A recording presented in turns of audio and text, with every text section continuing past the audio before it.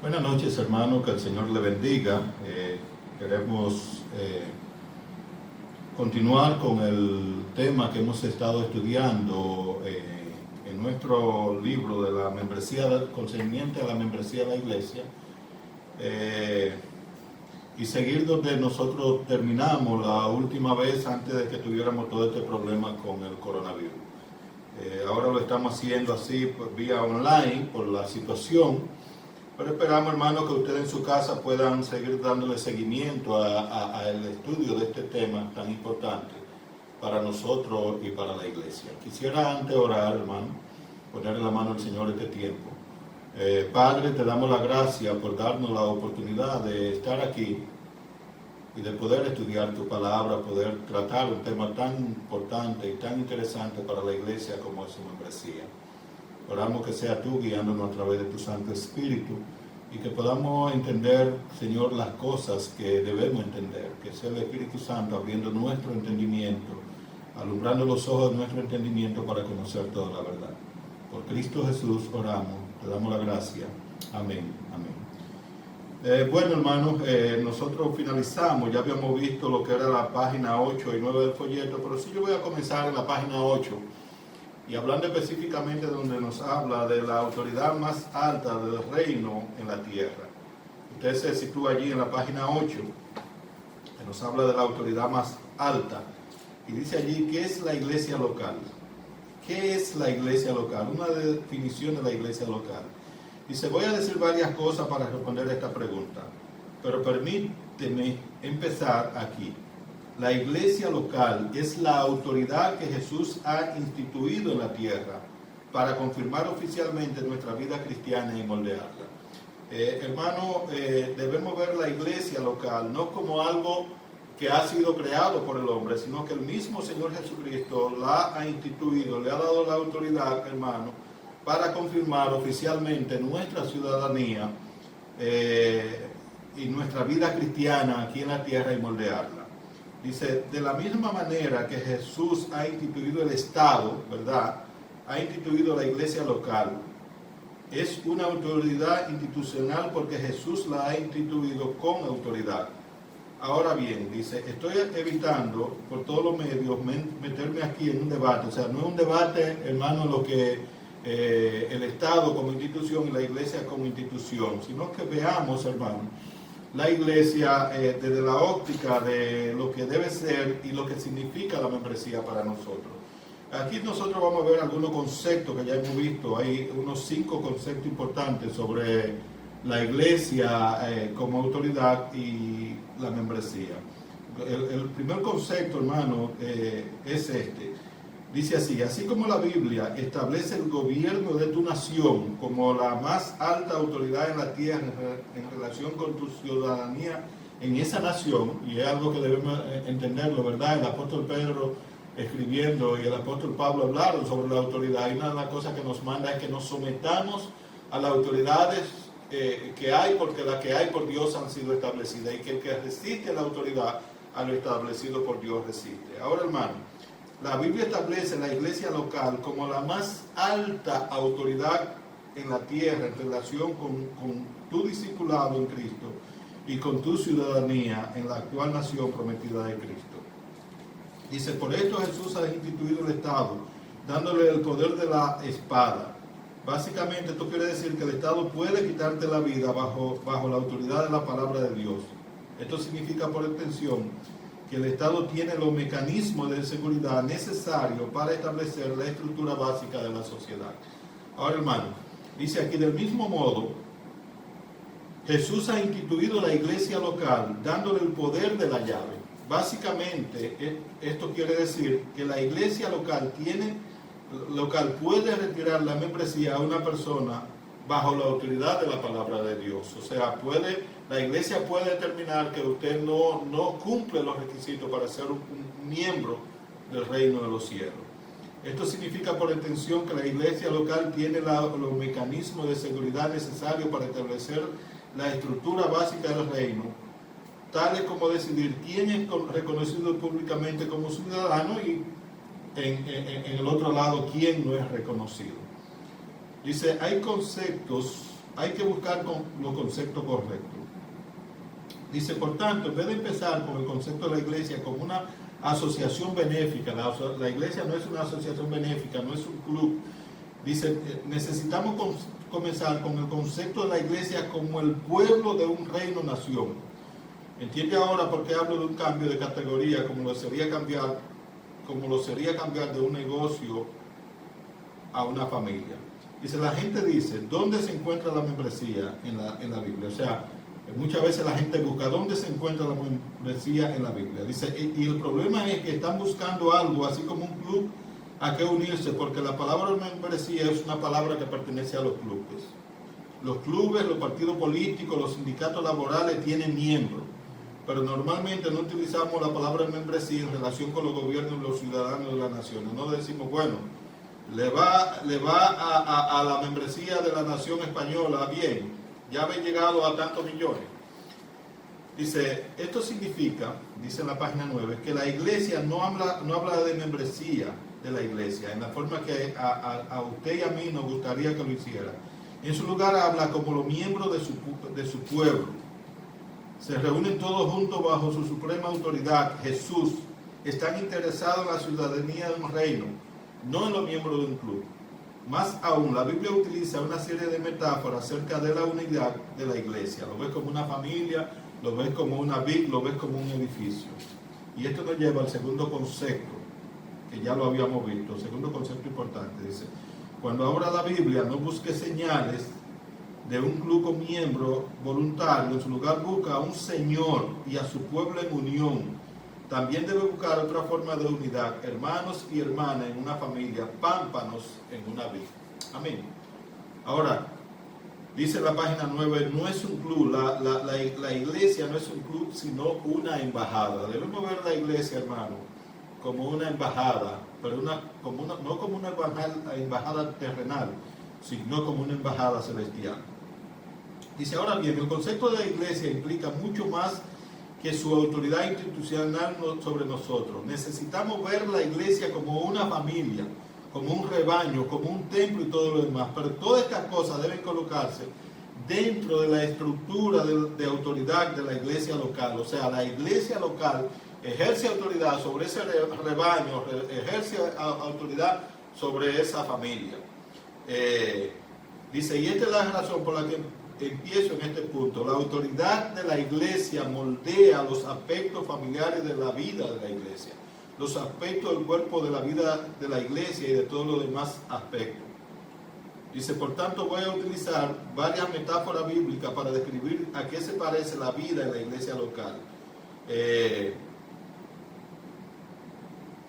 Uno de los conceptos, hermano, es la metáfora del puesto fronterizo o embajada. Dice, ¿de dónde saco el concepto de la embajada? Lo saco del concepto bíblico del reino de Cristo. Si hay un reino, hermano, hay embajada. La iglesia no es el reino. La iglesia no es el reino. La iglesia es el puesto fronterizo o embajada de ese reino. Es lo que representa ese reino. Dice que es una embajada, es una institución que representa a una nación dentro de otra nación. Amén. Ahora, hermano, yo quisiera pasar a la página 10, ¿verdad? Y ustedes van viendo lo demás, pero pasar allí y que veamos donde dice, pero espera un momento. Hay un lugar en la tierra donde los ciudadanos celestiales pueden encontrar ahora mismo asilo y reconocimiento oficial. ¿Dónde un cristiano? Normalmente, hermano, cuando yo viajo de un país a otro, de una vez busco ese lugar donde yo busco asilo y reconocimiento oficial, que es una iglesia local. Aunque no pertenezco a esa iglesia local, pero esa iglesia local representa el reino de Cristo en la tierra. Dice, la iglesia representa el gobierno de Cristo aquí y ahora. Reconocen y protegen a sus ciudadanos aquí y ahora. Proclaman su ley aquí y ahora. Se arrodillan ante su rey aquí y ahora. E instan a todo el mundo a hacer lo mismo. Aquí tiene pues el tercer concepto importante que quiero que veamos. ¿Cuál es el tercer concepto importante?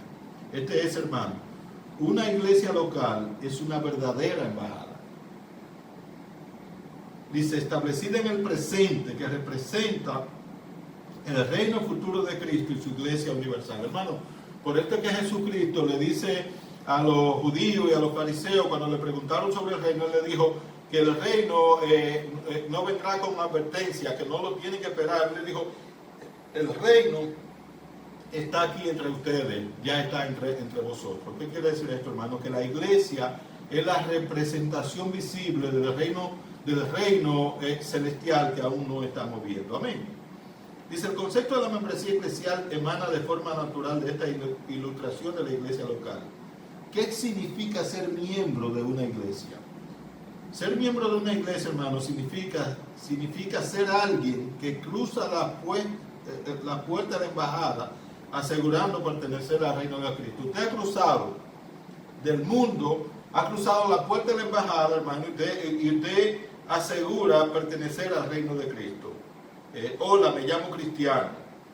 Una de las cosas interesantes, hermano, de esto es que cuando nosotros pertenecemos a ese reino, cuando estamos en esa embajada, hermano, ahí no hay colombiano, ahí no hay venezolano, ahí no hay aluviano, ahí no hay dominicano, ahí no hay holandeses, ahí hay cristianos. Y esto quiere decir, hermano, que pertenecemos a un reino que no es de esta tierra. Amén. La página 11, 10 para 11 dice, por tanto, el miembro de la iglesia es alguien reconocido formalmente como cristiano y una parte del cuerpo universal de Jesucristo. Esto es importante que lo entendamos, hermano. Como cristiano, usted no es una isla, usted no está insolado, usted no es una oveja sola, hermano. Por eso dice aquí, por tanto, el miembro de la iglesia es alguien reconocido formalmente como cristiano y una parte del cuerpo universal de Cristo. Dice, esto no quiere decir que la iglesia acierte siempre, pero tiene la responsabilidad de identificar y confirmar quién pertenece al reino y quién no. Este es el cuarto concepto importante. ¿Cuál es el cuarto concepto importante, hermano? Escucha bien, página 11. Dice, el miembro de iglesia es la persona que ha sido reconocida oficial y públicamente como cristiana ante las naciones, al mismo tiempo que comparte la misma autoridad oficial de confirmar a otro cristiano en su iglesia y supervisarlo. La membresía eclesial es más que esto. Necesitamos hablar de nuevo acerca de los conceptos de membresía que encontramos en la familia, el cuerpo, el rebaño y muchas cosas más, tal y como veremos en el capítulo 4. Pero empezamos aquí porque representa la autoridad del reino que Cristo nos ha dado, no como cristianos individuales. No hay autoridad, hermano, como cristiano individual, sino como miembro de una iglesia local, como parte de un cuerpo, hermano. Jesús no nos dejó solo para que nos gobernásemos nosotros mismos y nos declarásemos sus ciudadanos. Como yo le decía, hermano, no hay cristiano llanero solitario. Cada cristiano debe pertenecer a una iglesia local. Hermano, la enseñanza que uno ve en la palabra de Dios desde un principio es ese. La iglesia neotestamentaria estaban juntos, tenían todo en común, oraban juntos, participaban en el estudio de la palabra, compartían juntos, vivían, hermanos, juntos. Había una distinción entre la iglesia y la gente del mundo. Amén.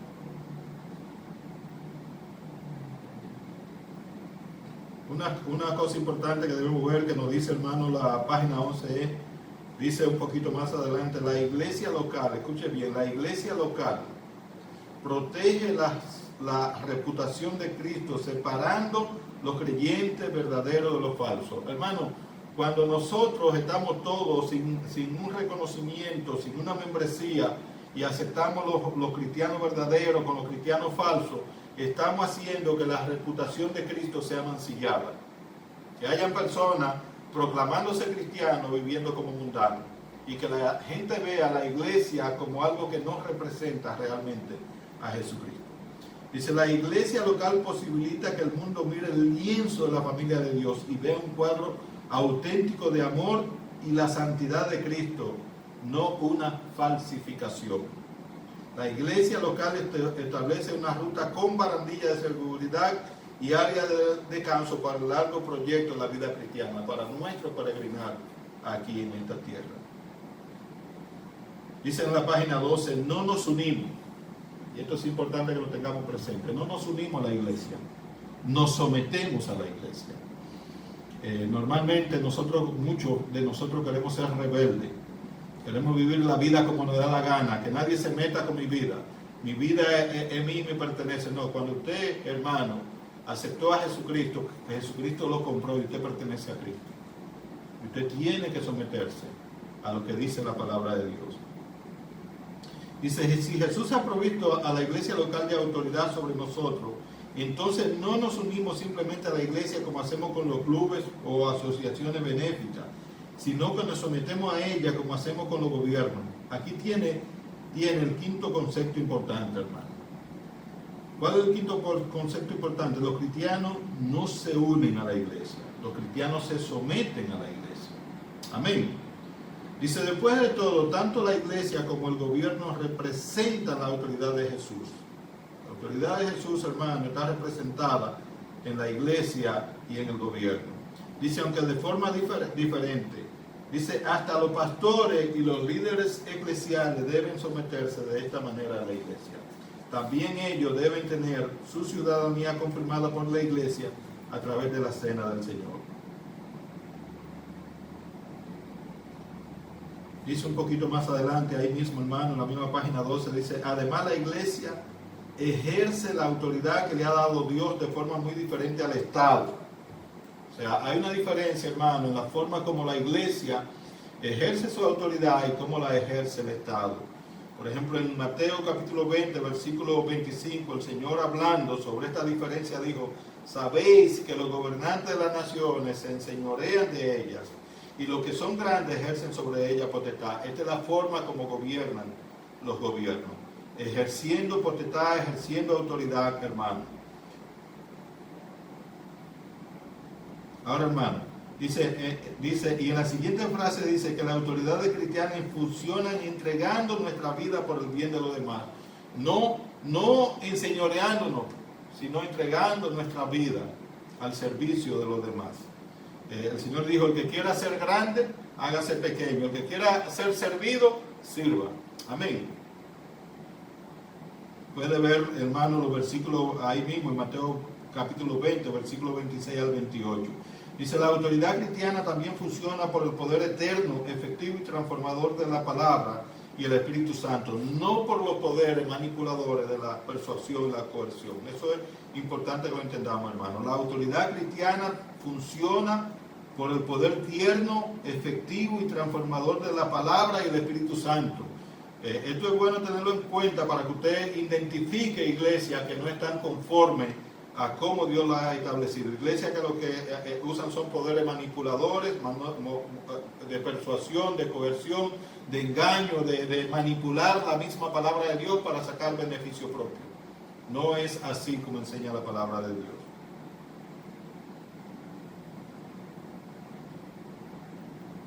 Ahora, hermano, dice aquí en la página 12, ¿por qué las iglesias son una amenaza nacional e internacional?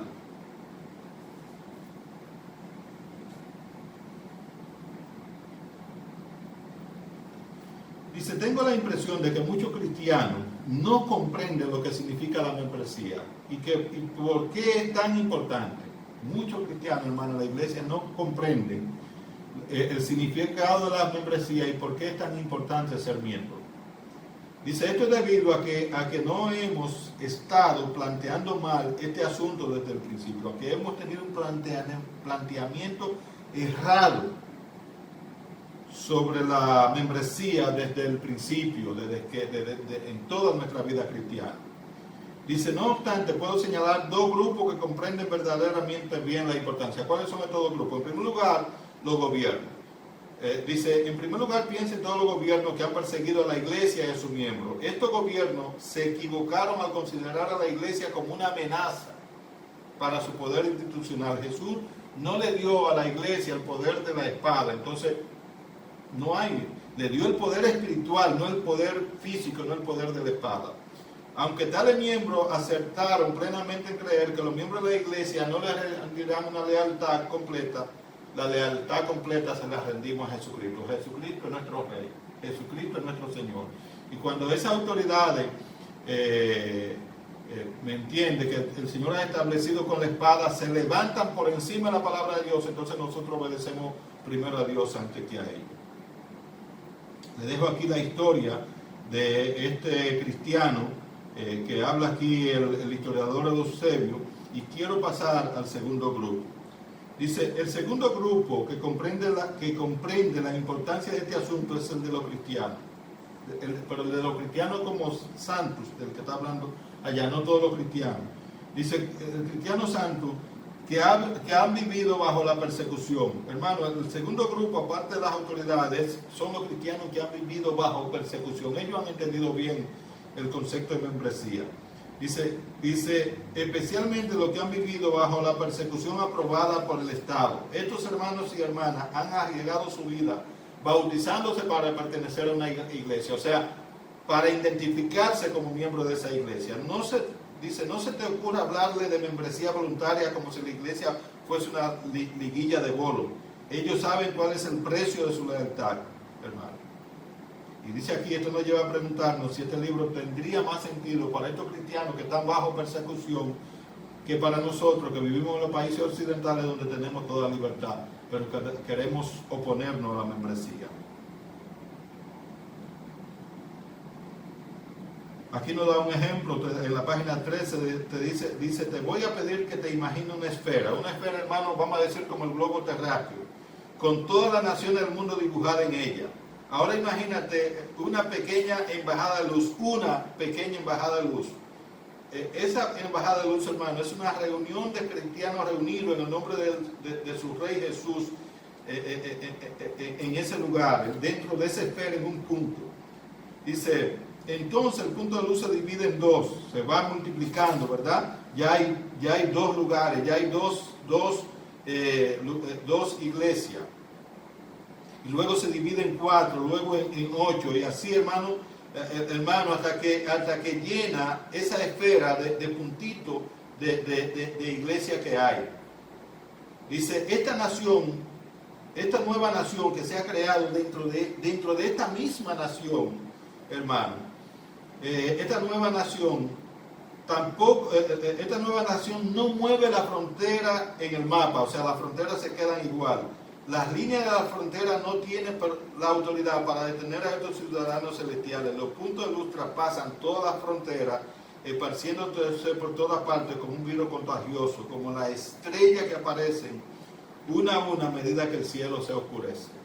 Estas son las iglesias de Cristo y sus miembros. El mundo nunca conoció nada que se le pareciera. Amén. Ahora, hermano, quisiera pasar al capítulo 2, que nos habla de los principios neotestamentarios de la membresía, los principios neotestamentarios. Dice, ya que nuestro objetivo es comprender lo que significa la membresía eclesial, sería beneficioso darnos un pequeño paseo por el paisaje del Nuevo Testamento, simplemente para asegurarnos de que estamos mirando las mismas cosas, o sea, las mismas cosas que miraron la iglesia neotestamentaria. Dice, esto es para comparar. Esto es como comprar un terreno, no tienes suficiente con la descripción de la inmobiliaria. Prefiere ir a ver el terreno por ti mismo. Ahora, ¿te gustaría ir a ver el terreno, viajar a través del tiempo, a la primera década de la iglesia primitiva, comenzando en el año 30 después de Cristo? Bueno, hermano, aquí dice, imaginemos que nuestra máquina del tiempo, yo lo voy a dejar que ustedes naveguen en esa máquina del tiempo, que pasen por todos los recorridos que hace, y que lleguemos a la página 14, donde habla, ya en la parte final de la página 14, donde habla de la iglesia en Jerusalén, para que ustedes puedan leer lo que está hablando aquí el libro. Recordemos, hermanos, que yo estoy puntuando la parte que entiendo más importante. Todo es importante, pero usted tendrá que estudiar lo demás en su casa para que podamos terminar a tiempo este material. Dice, la iglesia en Jerusalén. Dice, observando el entorno, vemos que estamos rodeados de judíos piadosos de todas las naciones. Esto es verdad allí en la fiesta de Pentecostés. Nos habla allí de ese viento recio que apareció, ¿verdad? De cómo somos arrastrados con la multitud a ver qué había pasado. Y vemos a un hombre llamado Pedro que desafía a la gente directamente. Y Pedro está refiriéndose al gran rey David, a quien llamó el recientemente crucificado Jesús, mi Señor. Y vemos, hermanos, que allí le predica a ellos. Vemos que reta, vemos que le habla, hermano. Y dice que no hay arrebato alguno. De alguna manera el desafío ha funcionado y estas personas se compusieron de corazón.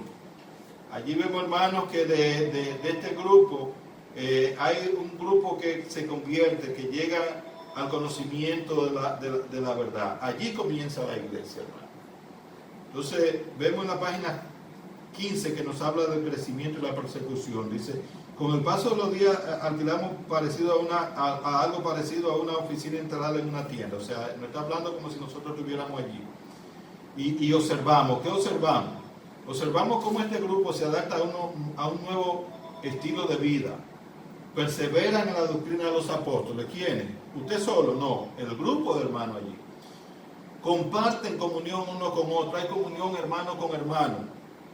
Practican el partimiento del pan y la oración. Se llaman a sí mismos creyentes y tienen en común todas las cosas, incluyendo sus propiedades y sus bienes, y lo compartían a todos según la necesidad de cada uno.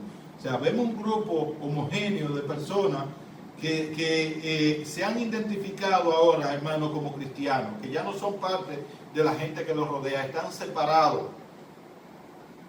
Estas personas, dice aquí, tienen un estilo de vida totalmente diferente al resto de la ciudad. Parece que son de otro lugar. El rebaño completo se reúne cada día en el templo y se divide en grupos más pequeños en las casas. Además, el grupo continúa creciendo, dice el versículo 46 del capítulo 2 del libro de los Hechos. Dice: y el Señor añadía cada día a la iglesia. Usted ve, añadía, venían a formar parte de esa embajada, añadía cada día, a la iglesia lo que habían de ser salvos. Y se van pasando las semanas y los meses,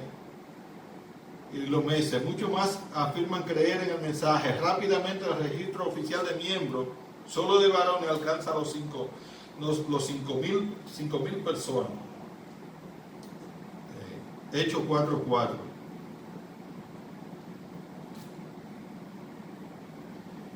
Dice aquí, nos preguntamos, ¿cuál es la pregunta? Nos preguntamos si este grupo solamente está interesado en aumentar su registro oficial.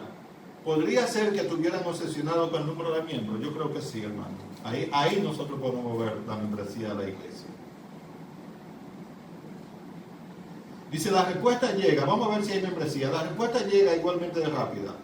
En absoluto, de alguna manera, los líderes se enteran de un importante pecado moral y lo corrigen.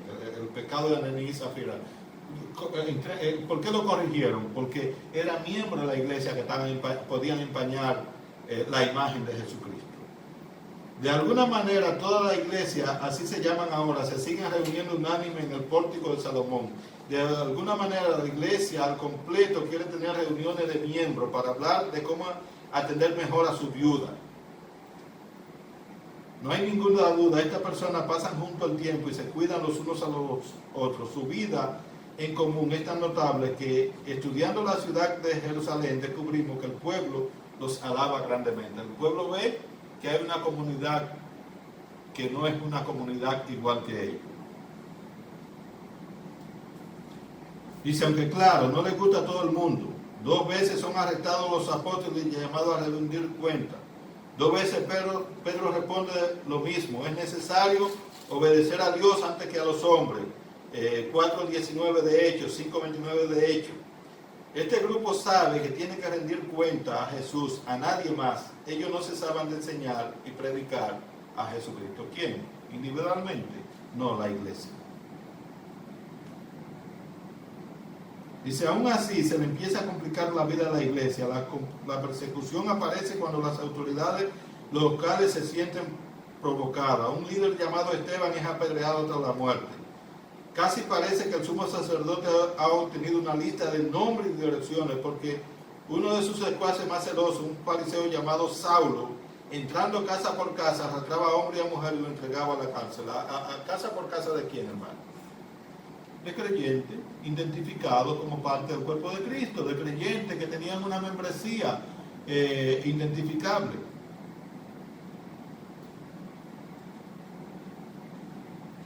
Dice, sorprendentemente, los esfuerzos de Saulo tienen un efecto inesperado. Varios mensajeros llegan jadeando a nuestra oficina con la misma noticia. Los que fueron esparcidos iban por todas partes anunciando el Evangelio. La persecución esparce a los cristianos lejos de Jerusalén y los envía a otras ciudades y países. Hermanos, pronto nos llegan noticias de discípulos que aparecen en Samaria, en Damasco, en Lidia, en Lida, en Jope, en Cesarea. Todo el mundo empieza a comprender que Jesús también vino como rey de los gentiles. Hechos 11:18.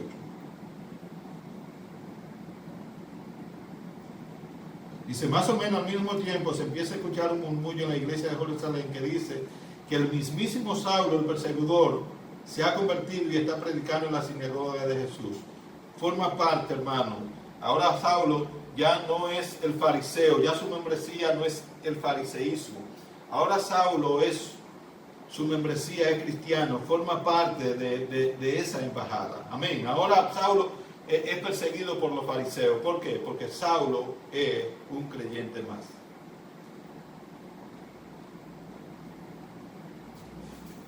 Página 17. La iglesia en Siria, Asia Menor y más allá. Dice, decidimos que ha llegado el momento de tener una reunión para empezar a examinar los datos. Uno de nosotros sugiere la posibilidad de que Dios hubiera enviado a propósito a todos estos ciudadanos internacionales a Jerusalén para el día de Pentecostés. Yo lo creo así, ¿verdad, hermano? Dios trae del Ponto, de Galacia, de Capadocia, de Asia, de Bitinia, de Cirene, de África, de todos lugares, personas, hermano. ¿Por qué? Porque Dios quería establecer una embajada en cada lugar de esto. Dios quería que hubieran iglesias con miembros, hermanos, identificados. Amén.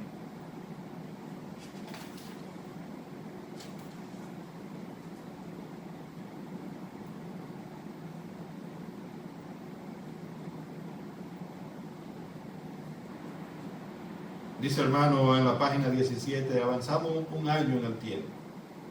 Compramos un ejemplar del periódico de la iglesia en Jerusalén, el discurso de los apóstoles, y leemos que una gran multitud fue agregada al Señor en Antioquía y que Bernabé y Saulo se congregaron allí todo un año con la iglesia y enseñaron a mucha gente.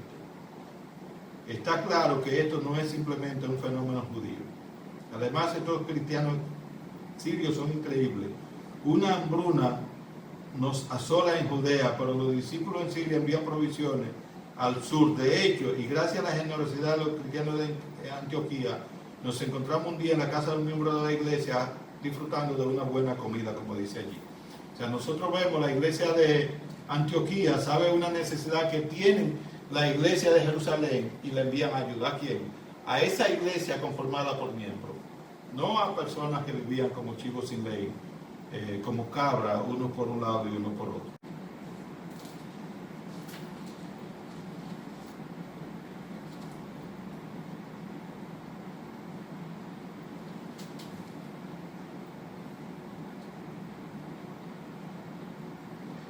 Dice un cuadro claro y coherente, página 18, hermano.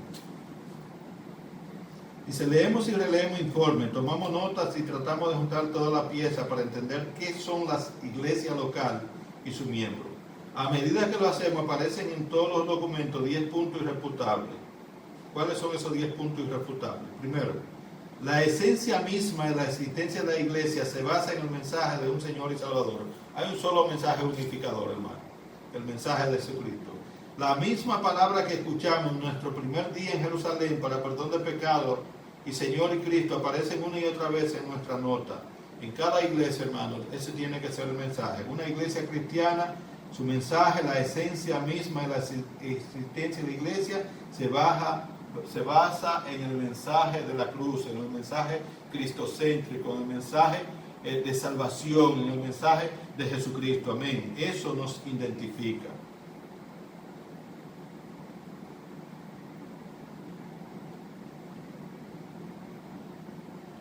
Nosotros podemos ver que los apóstoles lo proclaman, 2 Corintios 4:5, Hechos 17:3, Juan 20:31. Pueden leer la cita ya, hermano. Dice, lo llaman el camino de salvación y la buena nueva. Romanos 10:9, 1 Corintios 15, del 1 al 5, Efesios 1:7, 1 de Pedro 1:3 al 12. Dice, es el Espíritu Santo quien le da la autoridad para decirlo, 1 Corintios 12:3.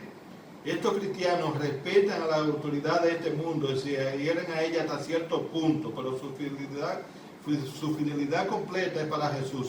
Se llaman a sí mismos embajadores en cadena y lo arriesgan todo, incluyendo su vida. Amén. Eso es un cristiano.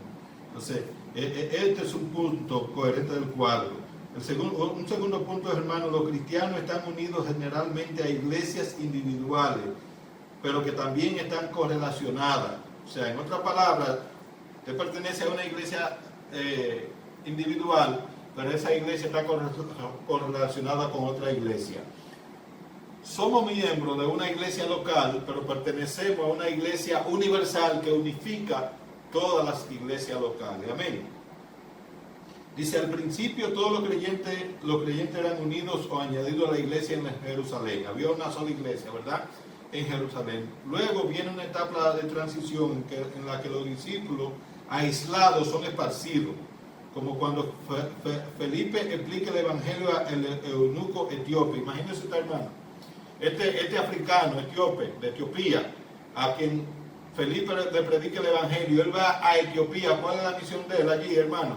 Predicar el evangelio, levantar una iglesia allí y confirmar a los miembros de esa iglesia a través de la membresía. Amén.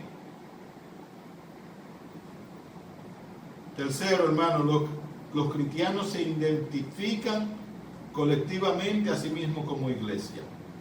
Dice, esto lo podemos ver en la manera de hablar de sí mismo. Dice, Saulo asolaba ¿qué? ¿Asolaba a un cristiano? No. Saulo asolaba a la iglesia. Podemos ver más adelante, llegó la noticia de esta cosa a oídos de la iglesia. Se congregaron allí Bernabé y Saulo todo un año con la iglesia. Herodes echó mano a algunos de la iglesia, para maltratarlo. Si usted no pertenece, si usted no es miembro de ninguna iglesia, pues no lo iba a perseguir Herodes. La iglesia hacía sin cesar oración. ¿Quién? La iglesia, los miembros de la iglesia. Dice, habiendo llegado y reunido a la iglesia, refirieron cuán grande cosa había hecho Dios con ellos. Allí vemos a ellos dándole un reporte cuando salieron a la iglesia. Dice, habiendo sido encaminados por la iglesia, llegaron a Jerusalén. ¿Quién lo encaminó? ¿Quién lo envió? La iglesia. Y fueron recibidos en Jerusalén, ¿por quién? Por la iglesia. Usted lo puede ver en Hechos 8:3, Hechos 11:22, en el versículo 26 también, en Hechos 12:1, el versículo 5 también del 12, en el 14:27, en el 15:3 y 4. Dice, los cristianos usan la palabra iglesia para identificarse a sí mismos en la vida comunitaria. Las personas pertenecen a algo que es corporativo y mayor que lo individual.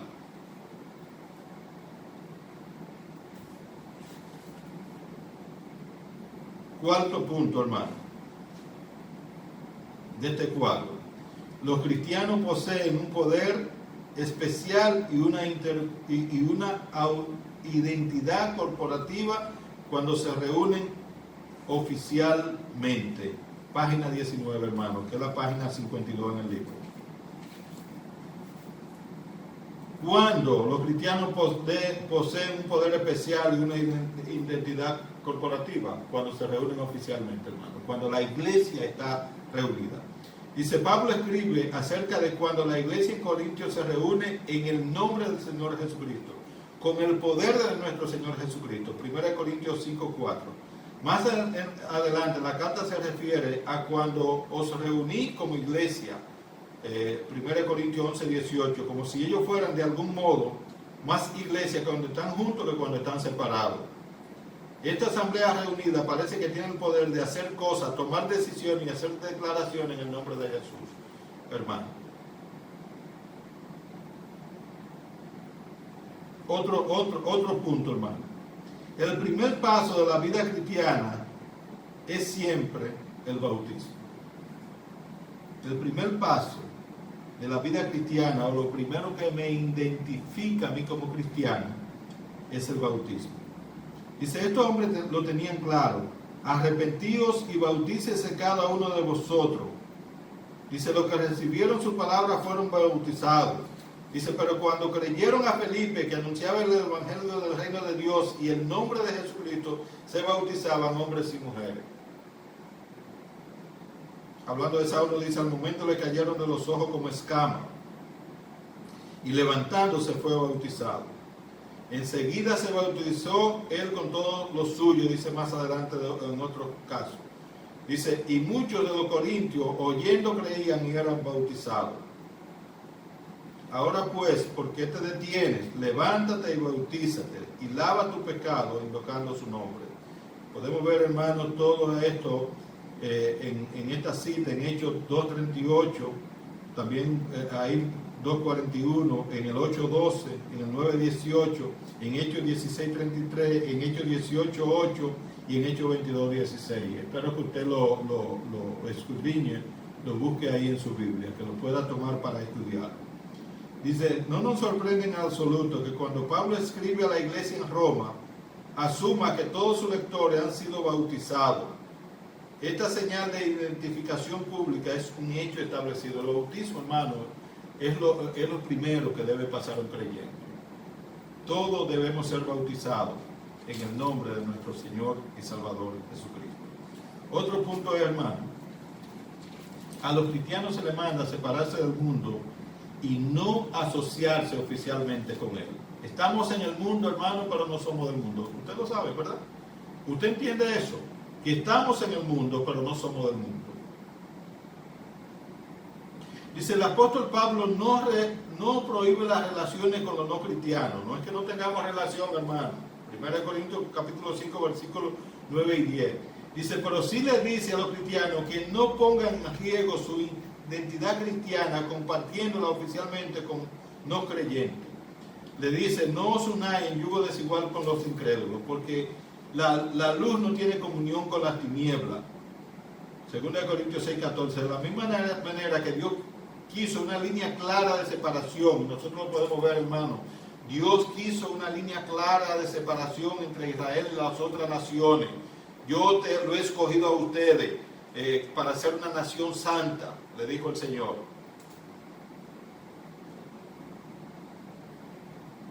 Dice, así también Dios demanda una línea clara y reluciente entre la iglesia y el mundo.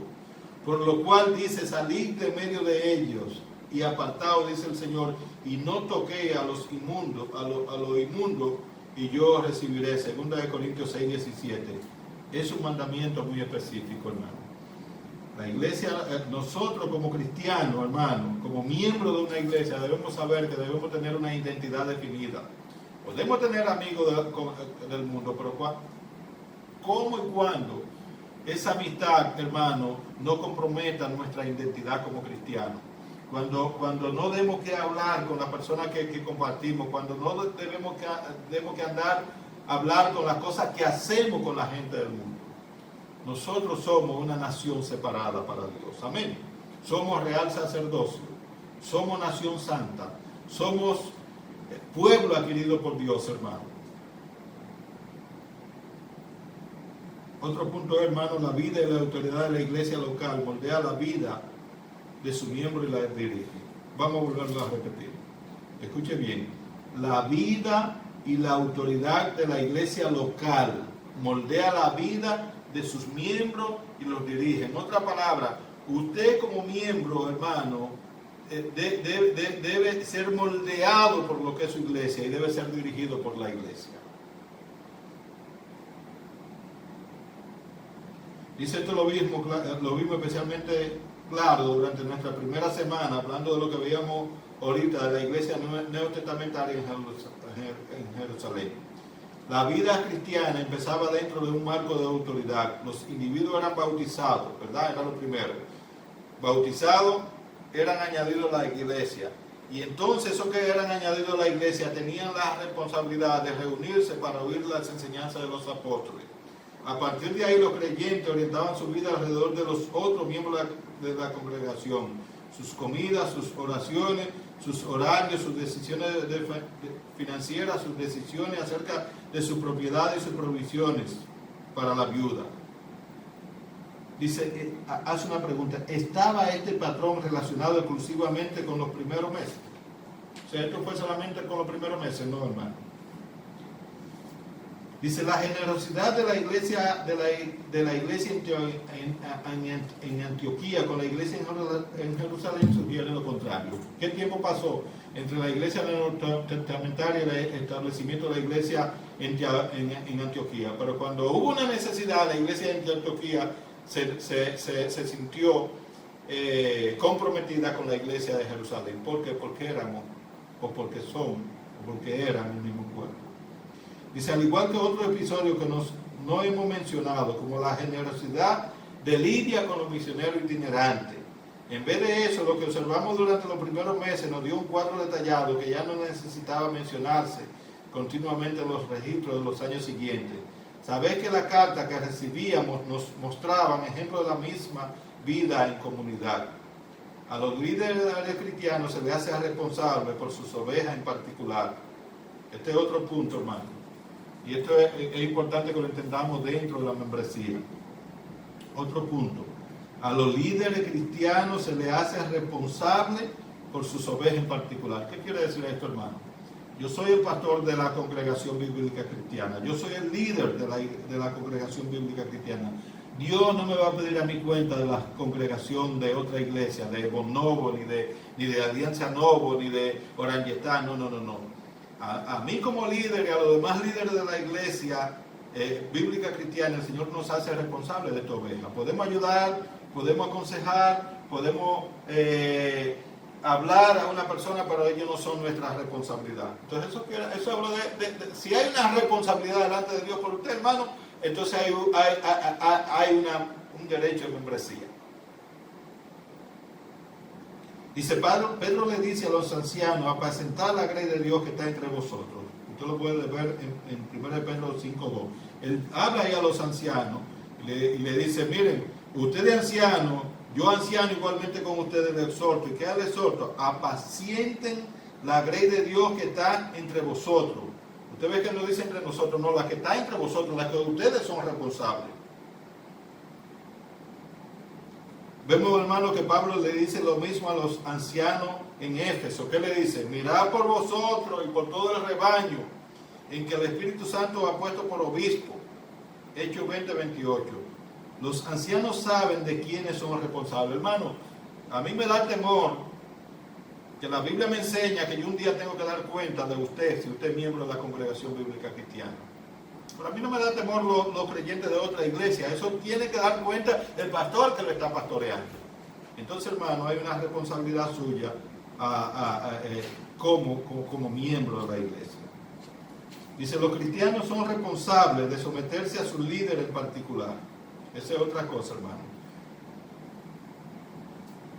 No solamente a los líderes cristianos se les hace responsable por sus ovejas en particular, sino que también los cristianos son responsables, usted como cristiano es responsable de someterse a sus líderes en particular.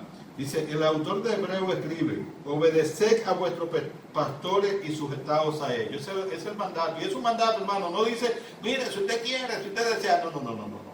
Ese es un mandato.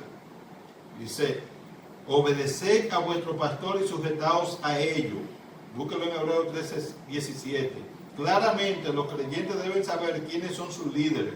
Pablo escribe, los ancianos que gobiernen bien sean tenidos por dignos de doble honor. 1 Timoteo 5:17. Los cristianos saben a quién honrar.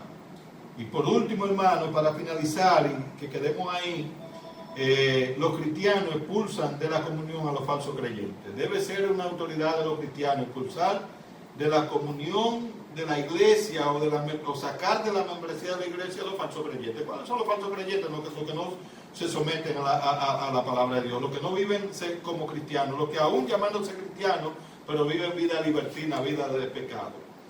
Dice Pablo en una carta, le dice a la iglesia en Corintios, quitad pues, ¿a quién? A ese perverso de entre vosotros. ¿Qué quiere decir? Que él estaba dentro de la iglesia. pero Pablo manda que lo saque, 1 Corintios 5:13. Obviamente no puede expulsar a alguien de la iglesia a menos que esa persona no pertenezca primero a la misma. O sea, no se puede. Usted no puede cancelar a un empleado en su empresa si el empleado no es parte de su empresa. En la milicia no se le da de baja a un soldado si el soldado no es parte de la milicia. A usted no se le da, no se expulsa a la iglesia si usted no es un miembro de la iglesia.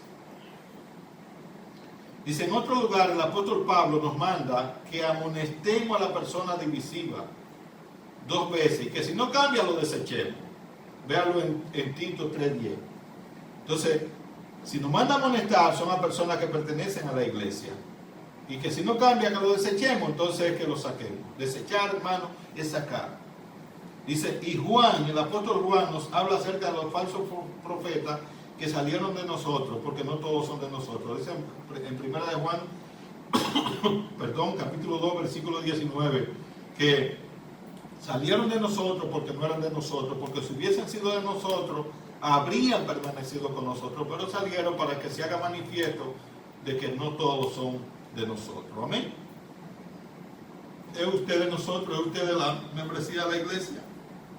¿Es usted parte de la iglesia? Entonces tiene que identificarse como miembro. Y tiene que vivir como un miembro, como un ciudadano del reino. Que Dios nos bendiga, hermano. Luego estaremos pasando otro próximo estudio para que sigamos avanzando, pero la idea es, hermano, que usted pueda tomar este material que hemos visto junto con el demás que hay en su folleto que usted tiene allá y que podamos seguir estudiando este tema a la luz de este libro que tenemos que no hace más que darnos lo que nos enseña la palabra de Dios sobre la membresía de la iglesia. Que Dios nos bendiga, hermano, que Dios nos guarde. Oremos. Padre, te damos la gracia por este tiempo de estudio. Que sea de bendición a la vida de cada hermano. Que cada uno de nosotros podamos aprender y entender lo que tú nos enseñas en tu palabra. Que podamos ser obedientes a ella. Bendice, guarda a tu pueblo, Señor. Mira el tiempo que estamos pasando, Señor. Que tu cuidado y tu protección esté con cada uno de nosotros. Por Cristo Jesús, tu amado Hijo, oramos. Te damos la gracia. Amén. Amén.